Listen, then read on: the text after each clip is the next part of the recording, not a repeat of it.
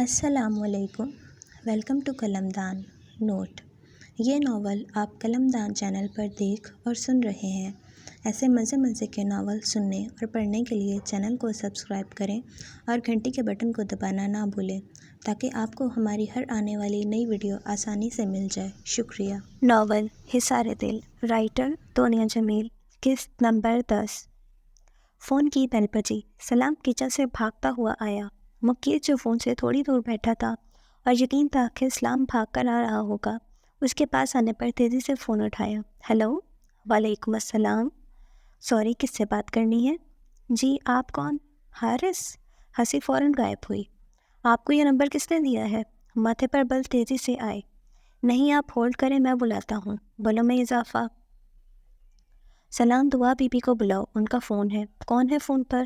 سلام نے سوال کیا مگر مقید کے گھوڑے پر سیدھا چلا گیا۔ رمشا۔ حارث۔ اوکے۔ وہ دعا کے آنے سے پہلے گھر سے باہر نکل گیا تھا۔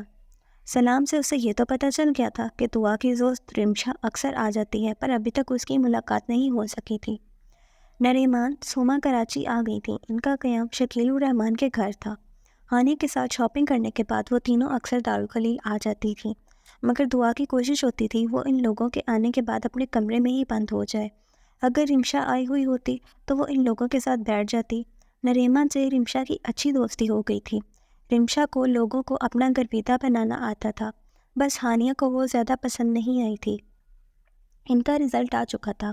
رمشا اور دعا بی ایس سی آنرز میں ایڈمیشن کے لیے سبجیکٹ سلیکٹ کرنے میں الجھی ہوئی تھی۔ اپلائیڈ فزکس میں ماسٹرز دعا کا خواب تھا، پر اب وہ اپنے بہت سے خوابوں کی طرح اس خواب سے بھی دستبردار ہو گئی تھی۔ وہ سمپل بی اے کرنا چاہ رہی تھی، مگر رمشا کو سمجھانا بہت مشکل تھا، اور پھر فیصلے وہی ہوا جو رمشا نے کہا، بی ایس سی آنرز، وہ بھی رمشا کی پسند کی ہوئی یونیورسٹی میں۔ خلیل صاحب کے غصہ کرنے پر وہ اب ڈرائیور کے ساتھ ہی جاتی تھی۔ ایڈمیشن کی فیس اور دوسرے ڈیوز دعا نے خود ہی کلیئر کر دیے تھے۔ مقید کو شروع میں تھوڑا اعتراض ہوا تھا، پر دعا نے دو ٹک کہہ دیا تھا وہ اپنی پڑھائی کا خرچہ خود اٹھائے گی، ورنہ وہ پڑھائی چھوڑ دے گی۔ اور رمشا کی دوست پر بھی اس نے نانا جان سے کہا، اس کی ایک ہی دوست ہے، وہ اسے نہیں چھوڑ سکتی۔ یہ دو باتوں نے مقید کو بالکل چپ کر دیا۔ اس نے اب دعا کے کسی بھی معاملے میں بولنا چھوڑ دیا تھا۔ رمشا دعا کے ساتھ یونیورسٹی سے دارالخلیل ہی آ گئی تھی۔ دونوں نے ساتھ ہی کھانا کھایا تھا۔ اب وہ دعا کے روم میں بیٹھی مووی دیکھ رہی تھی۔ رمشا، تمہاری حارث بھائی سے کوئی لڑائی ہوئی ہے؟ دعا نے وہ بات شروع کی جس کے لیے وہ آج رمشا کو ساتھ لائی تھی۔ میری حارث سے لڑائی نہیں تو تم سے کس نے کہا؟ مووی دیکھتے ہوئے جواب دیا۔ تمہیں ان کا فون نہیں اٹھا رہی ہو، وہ پریشان ہے۔ دعا نے حارث کو میسج پہنچایا۔ وہ اب تمہیں ان بہانوں سے فون کر رہا ہے، اس لیے ہی میری اتنی منت کر کے تمہارا نمبر لیا تھا۔ رمشا، مجھے دعا کا نمبر دے دو، مجھے ارم آنٹی کا افسوس کرنا ہے۔ رمشا نے حارث کی نقل اتاری۔ اللہ توبہ، کتنا بڑا جھوٹا ہے یہ شخص۔ میں اس سے بات نہیں کر رہی، یا وہ مجھے اب فون نہیں کرتا۔ رمشا کو اچانک ہی غصہ آیا۔ رمشا، کیا ہو گیا ہے یار؟ کوئی بات ہوئی ہے تم دونوں کے درمیان؟ پلیز مجھے بتاؤ۔ میں کیا بتاؤں؟ وہ بتا رہا ہے نا تمہیں، اس لیے ہی تو اب مجھے فون نہیں کرتا۔ دراصل پسند کرتا تھا، مجھ سے منگنی بھی تمہیں ہرٹ کرنے کے لیے کی تھی، لیکن میں اب یہ منگنی توڑ رہی ہوں۔ کر لے پھر وہ اپنی خواہش پوری، رمشا نے غصے سے کہا۔ رمشا، پلیز خاموش ہو جاؤ، تم دونوں کے بیچ جو بھی کچھ ہے اس میں مجھے انوالو نہیں کرو۔ رمشا رونے لگی تھی۔ دعا، سوری یار، میرا مقصد تمہیں ہرٹ کرنا نہیں تھا، پر یار بہت تکلیف ہوتی ہے جب آپ کسی کی زندگی میں زبردستی مسلط کر دیے جاؤ اور آپ کا ساتھی اس رشتے کو ایک بوجھ کی طرح نبھا رہا ہو۔ رمشا کی بات پر دعا نے حیرت سے دیکھا۔ رمشا، رو نہیں، میں سمجھ سکتی ہوں یہ تکلیف کیسے ہوتی ہے۔ انچاہا ہونے کی اذیت میں بھی سہ رہی ہوں، لیکن تمہارے اور حارث بھائی کے درمیان کوئی مس انڈرسٹینڈنگ ہو گئی ہے، ورنہ وہ تو تم سے بہت محبت کرتے تھے۔ تمہارے خواب پورے کرنے کے لیے ہی وہ ملک سے باہر گئے تھے۔ وہ تو مجھ سے بھی یہی کہہ رہے ہیں کہ تم سے کہوں تم ان کا فون اٹھاؤ، ان کی ایک بار بات سن لو۔ دعا نے اسے گلے لگا کر پیار سے سمجھایا۔ ٹھیک ہے، تم کہتی ہو تو میں کر لیتی ہوں حارث سے بات۔ رمشا نے اپنے آنسو صاف کیے۔ اچھا چلو تم فریش ہو جاؤ، پھر ہم کچن میں چلتے ہیں، آج ہائی ٹی کرتے ہیں۔ ٹھیک ہے، تم چلو، میں فریش ہو کر آتی ہوں۔ رمشا نم آنکھوں سے مسکرائی۔ دعا نے جلدی جلدی کباب فرائی کیے۔ نانا جان کے لیے فش کے کباب بنائے تھے، کم مسالے کے، وہ بھی لائٹ سے فرائی کیے۔ اب وہ چکن رول اور چیز چکن بالز تیار کر رہی تھی جب نانا جان اور مقید کی آواز لاؤنج سے آنے لگی۔ میں نے لان بھی ٹھیک کروا دیا ہے اور جو تھوڑا بہت کنسٹرکشن کا کام تھا وہ بھی ہو گیا ہے۔ فرنیچر تو پچھلے سال ہی چینج کیا تھا۔ اب یہ کرٹنز، بیڈ شیٹس یا اس طرح کا دوسرا ٹپیکل گھریلو سامان میں نہیں خرید سکتا۔ اس گھر میں ایک خاتون بھی رہتی ہیں، ان سے کرائیں آپ یہ کام، یا جو ہر دوسرے دن آپ کی پوتی یہاں آئی ہوئی ہوتی ہیں ان کی خدمات حاصل کریں۔ میری طرف سے معذرت۔ سوما کی شادی کے لیے اتنے ارمان ہیں آپ کے گھر میں، مگر ایک جوان پوتا ہے وہ نہیں دیکھتا، اس لیے بھی کچھ سوچ لیں۔ جلے دل سے کہا، لیں جی، آپ سے تو میں بڑا ہوں، یہاں تو میرے لیے کوئی نہیں سوچتا۔ کتنا کہا تھا وہ اعظم صاحب کے گھر میری بات چلائیں۔ سلام نے بھی اپنا دکھڑا رویا۔ بات کی تھی میں نے، پر اعظم کی بیوی نے کہا ان کے بہت بھروسے والی ملازمہ ہے، بچپن سے ساتھ ہے، وہ اس کی شادی جس سے بھی کریں گی وہ بھی رخصت ہو کر ان کے گھر ہی جائے گی۔ کیا انہوں نے یہ کہا تھا؟ پر جب تو آپ نے کہا صاف انکار کر دیا ہے۔ سلام تو کھڑا ہی ہو گیا۔ ہاں تو میں نے صاف انکار کیا تھا، بھائی تم اتنے بغیرہ تھوڑی ہو، بتاؤ کہ رخصت ہو کر لڑکی کے سرونٹ کوارٹر میں جاتے؟ گڑبڑا کر جلدی سے کہا، ہاں تو کیا ہوا، چلا جاتا، یہاں کون سا مجھے صبح شام عزت کے ٹوکرے ملتے ہیں۔ ہو گیا آپ دونوں کا مطلب کچھ بھی، مقید بیچ میں بولا۔ تو آپ بتاؤ مقید بابا، کیا یہ میرے ساتھ ناانصافی نہیں ہوئی؟ اور مجھے تو پتہ بھی آج چلا ہے، مجھ سے پوچھ کر تو انکار کرتے۔ لو اسے کیا بتا رہے ہو، اس نے ہی تو کہا تھا۔ پا سلام، خلیل صاحب کی بات ادھوری رہ گئی آج جب مقید جلدی سے بولا، ہاں میں نے کہا تھا۔ پا آپ کو لگتا ہے سلام ہمیں چھوڑ کر جائے گا؟ ہرگز نہیں، وہ ایک ہفتہ ہمارے بغیر نہیں رہ سکتا۔ بات کی پریشانی سے پہلے انکار کر دیں۔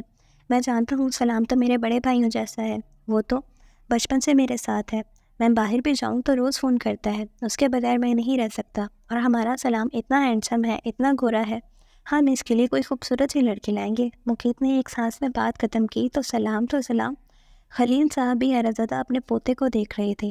کیا فراٹے سے کہانی بنائی تھی۔ دعا نے زور سے ٹیبل پر ٹرے رکھ کر اپنی موجودگی کا احساس دلایا۔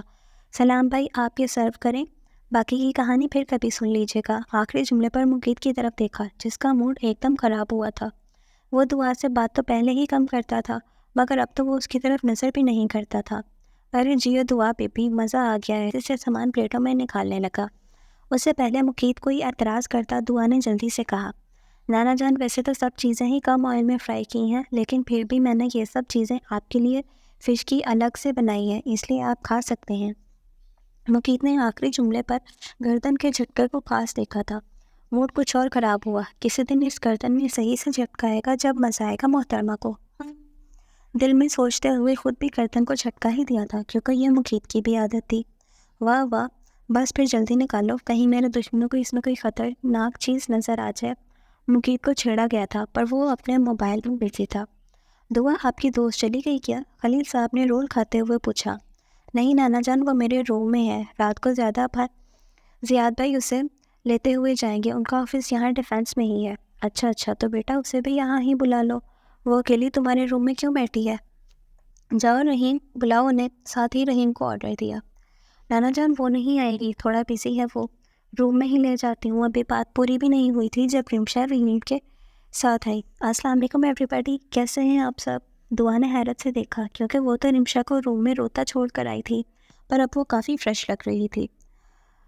ہلکا سا مسکرا کر میک اپ کیے بال پونی سے آزاد بہت حسین لگ رہی تھی۔ مقید نے بہت طنزیہ مسکراہٹ سے دعا کو دیکھا۔ آئیے بیٹا، آج تو آپ ملنے بھی نہیں آئے۔ خلیل صاحب سے رمشا کی بہت اچھی بات چیت رہتی تھی۔ بس نانا جان آج کچھ کام کر رہے تھے ہم دونوں، اسائنمنٹ کمپلیٹ کرنی تھی۔ پھر دعا نے بتایا آج آپ محب صاحب کے گھر جا رہے ہیں۔ وہ اب بڑے پرسکون انداز میں ٹانگ پر ٹانگ رکھے بیٹھے بات کر رہی تھی جو اس کی عادت تھی۔ ہاں جانا ہے، بس دعا کی ہائٹی نے روک لیا تھا۔ آپ جائیں گی؟ چلے مقید، تمہیں پھر اپنے دوستوں میں بھی جانا ہے؟ ہاں آپ ایسا کریں ڈرائیور کے ساتھ چلے جائیں۔ سلام تم بھی ساتھ جاؤ، مجھے 7 بجے کہیں جانا ہے۔ یہ کیا بات ہوئی، تم تو آج جلدی اس لیے آئے تھے آفس سے، آج کہ میرے ساتھ چلو گے، کہیں میرے بیٹے مجھے تمہارے خلاف نہیں کر دیں۔ خلیل صاحب نے ہنس کر یاد دلایا۔ ہاں تو اس لیے ہی سلام کو ساتھ بھیج رہا ہوں، یہ ساری باتیں مجھے آ کر بتائے گا جو کھچڑی آپ کی اولاد پکا رہی ہے۔ بلکہ آپ تو ایسا کریں جانے سے پہلے ایک سادے کاغذ پر لکھ دیں کہ گھر آپ نے میرے نام کر دیا ہے۔ مقید نے جیب سے پین نکال کر بڑھایا۔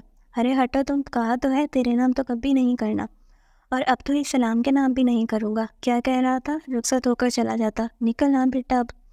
خلیل صاحب نے دونوں کو ہری جھنڈی دکھائی۔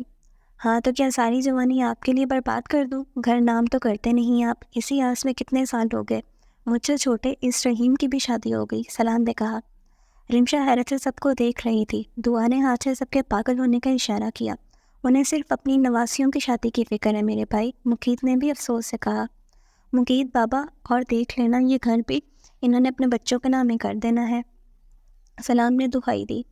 خیر یہ تو میں نے کبھی نہیں ہونے دینا، کتنے ناپسندیدہ لوگوں کو برداشت کر رہا ہوں، کتنے کڑوے گھونٹ پی رہا ہوں اس گھر کے لیے، مقیت نے ہنس کر کہا۔ خلیل صاحب بھی زور سے ہنسے تھے، رمشا بھی مسکرائی تھی، مگر دعا کے حلق میں آنسوؤں کا گولا سا پھنس گیا تھا۔ وہ تیزی سے کچن میں چلی گئی۔ نوٹ: یہ ناول آپ قلم دان چینل پر دیکھ اور سن رہے ہیں۔ ایسے مزے کے ناول سننے اور پڑھنے کے لیے چینل کو سبسکرائب کریں اور گھنٹی کے بٹن کو دبانا نہ بھولیں تاکہ آپ کو ہماری ہر آنے والی نئی ویڈیو آسانی سے مل جائے۔ شکریہ۔ دعا بی بی رات کے لیے کچھ بنانا ہے؟ وہ کچن سمیٹ رہی تھی جب رحیم نے پوچھا۔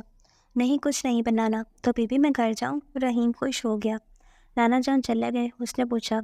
جی گئے وہ لوگ، آپ ہٹیں، میں یہ برتن واش کر دوں پھر چلا جاؤں گا۔ دعا سب کے جانے کا سن کر کچن سے باہر آئی تھی، مگر لاؤنج میں رمشا کے ساتھ مقیت کو دیکھ کر وہیں رک گئی۔ وہ دونوں بہت مگن انداز میں گفتگو کر رہے تھے۔ رمشا سے زیادہ اسے مقیت پر حیرت ہوئی تھی۔ رمشا کی دوستی اور اس کے گھر آنے پر سب سے زیادہ اعتراض اٹھایا تھا اور پھر اس بات کو ایشو بنا کر دعا سے بات تک کرنا بند کر دی تھی۔ دعا آؤ دیکھو تمہارے یہ کزن صاحب بھی پرانے میوزک کے شوقین نکلے، مگر یہ ساتھ ساتھ بی ٹی ایس کو بھی پسند کرتے ہیں۔ پتہ ہے مقیت، یہ تو انہیں سنگر بھی نہیں مانتی۔ رمشا نے اسے بھی باتوں میں گھسیٹنا چاہا، مگر وہ یہاں سے بھاگ جانا چاہتی تھی۔ مقیت کے چہرے کی مسکراہٹ اسے اپنا مذاق اڑاتی لگ رہی تھی۔ میں نماز پڑھ کر آتی ہوں، دعا نے کہتے ہوئے رمشا کو بھی اٹھنے کا اشارہ کیا۔ اس وقت کون سی نماز کا ٹائم ہے؟ مقیت نے حیرت سے پوچھا۔ عصر کی نماز کو دیر ہو گئی تھی، تم آ جاؤ رمشا، وہ کہتے ہوئے اپنے کمرے میں چلے گئی، مگر رمشا اپنی جگہ ہی جمی رہی۔ وہ نماز سے فارغ ہونے کے بعد بھی جائے نماز پر ہی بیٹھی تھی۔ اسے بہت رونا آ رہا تھا۔ اے اللہ، میں ہمیشہ ان چیزوں پر راضی رہی جو آپ نے مجھے دی، اور ان پر کبھی شکوہ نہیں کیا جو آپ نے مجھے نہیں دیا یا دے کر واپس لے لیا۔ میں ہر حال میں خوش اور راضی ہوں اللہ، پر یہ دل اب میرے اختیار سے نکل رہا ہے، یہ سرکش ہو رہا ہے، یا تو اسے وہ دے دے جو یہ مانگ رہا ہے، یا یہ خواہش ختم کر دے۔ مجھے اس دنیا کے سامنے رسوا نہیں کر میرے مالک، مجھے معاف کر دے۔ وہ اب ہچکیوں سے رو رہی تھی۔ دعا نے مغرب کی نماز بھی پڑھ لی تھی، پر رمشا کمرے میں نہیں آئی تھی۔ دعا کو ایک دم سے گھبراہٹ ہوئی۔ اسے آج بھی رمشا کی ہی فکر ہوئی تھی۔ وہ کمرے سے لاؤنج میں آئی، مگر وہاں دونوں ہی نہیں تھے۔ اس نے حیرت سے ٹیرس پر جا کر لان میں جھانکا، وہاں بھی سناٹا تھا۔ رحیم بھی جا چکا تھا۔ کہاں گئے یہ دونوں؟ کیا مقیت کے بیڈ روم میں؟ وہ تیزی سے وہاں گئی، مگر وہاں بھی کوئی نہیں تھا۔ ہلکے ہلکے میوزک کی آواز آ رہی تھی، وہ اس طرح بہت کم آتی تھی۔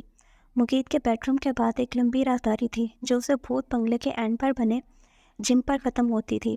دعا وہاں کبھی نہیں گئی تھی، وہ اس پورشن کی طرف نہیں آتی تھی، مگر اب سوال اس کی دوست کا تھا۔ وہ تیز قدم اٹھا کر وہاں پہنچی تھی۔ گلاس وال سے وہ دونوں بیٹھے نظر آ گئے تھے۔ دعا دروازے پر ہی رک گئی۔ جس حد تک دونوں ایک دوسرے کے قریب بیٹھے تھے، وہ یہاں سے ہی واپس مڑ جانا چاہتی تھی، مگر پھر وہ خود کو اندر بڑھنے سے روک نہیں پائی۔ جاری ہے۔ Must like the videos and subscribe my channel and don't forget to press the bell icon.